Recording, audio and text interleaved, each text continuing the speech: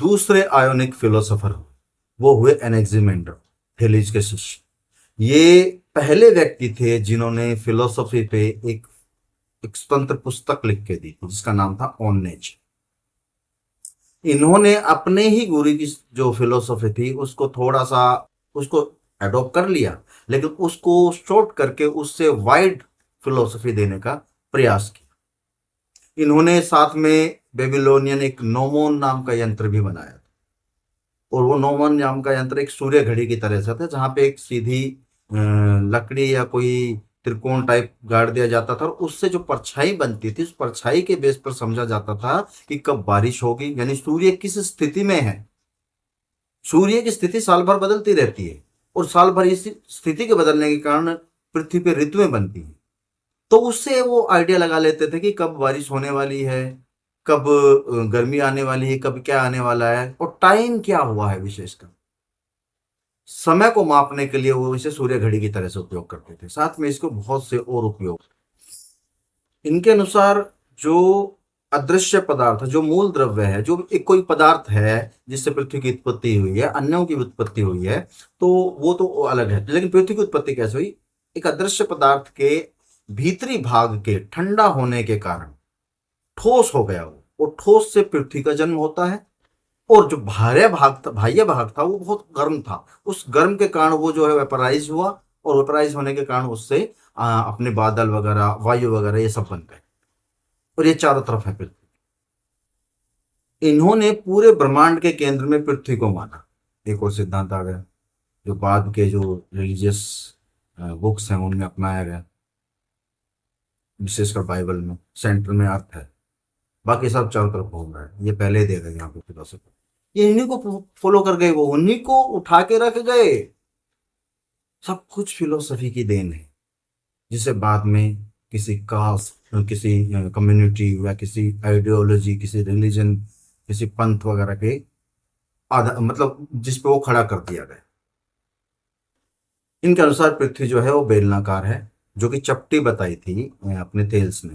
इन्होंने बेलनाकार बताई। बेलनाकार का मतलब सिलेंड्रिकल, यानी कि सिलेंडर, लाइक सिलेंडर को ऐसे समझो कि मैथ वाले तो समझ ही गए होंगे, लाइक रोल है कोई, जिस तरह से रोल होता है पुस्तकों पे जल्द चढ़ाते हैं, उसका जो रोल होता है उस तरह की पृथ्वी। और वो पृथ्वी के नीचे कोई धरातल नहीं है जिस पर वो टिकी हुई है। पृथ्वी सिर्फ हवा में तैर रही है, हवा में गिर रही है, पड़ रही इधर उधर है, लेकिन वो बेसलेस है। वही अर्थ है। और पृथ्वी, उन्होंने बाकायदा एक मानचित्र भी बनाया जिसमें ग्रीस को उन्होंने सेंटर में दिखाया, ग्रीस को दिखा के ग्रीस के साथ बाकी वर्ल्ड को दिखाया, और उसके चारों तरफ पानी ही पानी दिखाया। तो जो थेल्स ने कहा था कि पृथ्वी पानी पे तैरती चपटी तस्तरी के समान है, तो वो थेल्स ने उस भौतिक जो पृथ्वी का भाग है उसको तस्तरी मान लिया, और बाकी चारों तरफ पानी मान लिया। चारों तरफ के पानी को उन्होंने पृथ्वी में गिना नहीं, इन्होंने चारों तरफ के पानी को सिर्फ पृथ्वी के इंटरनल पार्ट में गिना। पृथ्वी उससे अलग है, पृथ्वी उससे वाइड है। लेकिन इन्होंने जो थेल्स ने जल को भौतिक मूल द्रव्य माना था, उसको चैलेंज किया। उन्होंने कहा कि जल या कोई भी अन्य भौतिक द्रव्य मूल द्रव्य नहीं हो सकता। अगर अग्नि, वायु, जल किसी को भी आप मूल द्रव्य बनाओगे तो प्रॉब्लम ये है कि इन सब में आपस में संघर्ष है, कंट्रडिक्शन है, ये एक दूसरे के साथ विरोधी हैं। और अगर इनमें विरोध है तो इनका उत्पत्ति एक ही से कैसे हो सकती? तो इनकी उत्पत्ति में जो फाउंडेशन है, जो फंडामेंटल जो सब्सटेंस है, वो ऐसा होना चाहिए जिससे इन सबकी उत्पत्ति हो सके। इसलिए इन्होंने फंडामेंटल जो सब्सटेंस है, मूल द्रव्य जो है, उसको इन्होंने माना असीम जड़ तत्व, इनफाइनाइट मैटर, जिसे इन्होंने एपिरॉन बोला। वो है मूल द्रव्य, मतलब जड़ ही जड़ है, चारों तरफ इनफाइनाइट है। दूसरा इनका रीजन ये था कि किसी भौतिक, अन्य भौतिक द्रव्य को जो प्रकृति में पाए जाते हैं उसको भी मूल द्रव्य नहीं मान सकते थे। उसका दूसरा रीजन मानने का इनका ये था कि भाई ये सब के सब जो है फाइनाइट है, इनकी लिमिटेशंस हैं, और लिमिटेशंस जिसकी है वो पूरे अन्य को कैसे पैदा कर सकता, तो खुद लिमिटेड है। इसलिए जो लिमिटेड है उनकी जो उनका इवोल्यूशन या जिनकी उनका जो उत्पत्ति है, वो डेफिनेटली उनकी क्रिएशन किसी इन्फिनाइट जो सब्सटेंस है उससे होनी चाहिए। और इसी इनफाइनाइट सब्सटेंस को, इसी अनंत द्रव्य को उन्होंने एपिरोन बोला, इनफाइनाइट मैटर बोला, अनंत जड़ तत्व। इनके अनुसार असीम जड़ तत्व के अंदर असंख्य संसार बसे हुए हैं, और इन असंख्य संसारों में आपस में विरोध है। जितने भी तत्व हैं उन तत्वों में आपस में विरोध है, और विरोध आवश्यक है, क्योंकि जितनी भी सांसारिक वस्तुएं हैं वो विकास करती हैं, और विकास के लिए विरोध आवश्यक है, संघर्ष आवश्यक है। अगर जल और पानी में आपस में कोई झगड़ा नहीं होगा, सॉरी, जल और अग्नि में आपस में कोई झगड़ा नहीं होगा, आपस में कोई विरोध नहीं होगा, तो कोई दूसरी नई चीज की उत्पत्ति नहीं हो सकती। जब जल और अग्नि आपस में मिलते हैं तब धुएं की उत्पत्ति होती है।